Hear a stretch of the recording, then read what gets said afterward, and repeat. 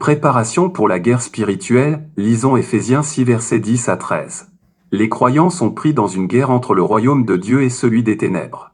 Néanmoins, le Seigneur leur a fourni tout le nécessaire pour tenir ferme. Dans ce cas, pourquoi les chrétiens tombent-ils souvent et succombent-ils à la tentation et au péché? En voici quelques raisons. Nous ne sommes pas conscients que la guerre fait rage. Même si nous savons qu'il existe, dans la vie de tous les jours, il est facile d'oublier le combat invisible. Notre manque d'attention fait de nous des cibles de choix. Nous ne connaissons pas bien notre ennemi. Si nous ne reconnaissons pas ses tactiques ou ne comprenons pas ses objectifs, Satan est libre de nous bombarder de mauvaises pensées. Nous ne sommes pas entraînés au combat. Les croyants sont des soldats, qu'ils le veuillent ou non.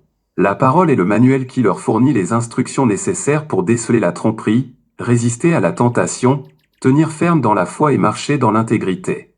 Nous laissons Satan avoir prise sur nous. Le principal champ de bataille des chrétiens est leur pensée. Si nous écoutons le tentateur et considérons les avantages que procurent ses suggestions, il aura mainmise sur nos pensées, nos émotions et nos désirs. Sans surveillance, la brèche deviendra un énorme trou, et nous nous retrouverons embourbés dans le péché. Maintenant, le moment est venu de nous préparer pour la guerre. Nous n'avons pas le loisir de ne pas connaître notre ennemi ou d'être complaisants avec lui. Sinon, nous en serons vite victimes. Nourrissez votre esprit de la parole de Dieu, respectez les avertissements de l'esprit.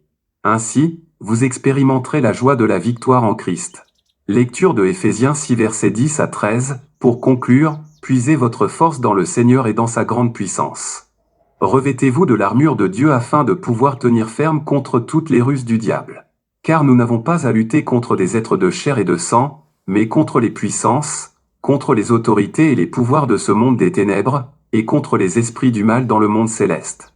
C'est pourquoi, endossez l'armure que Dieu donne afin de pouvoir résister aux mauvais jours et tenir jusqu'au bout après avoir fait tout ce qui était possible. Amen.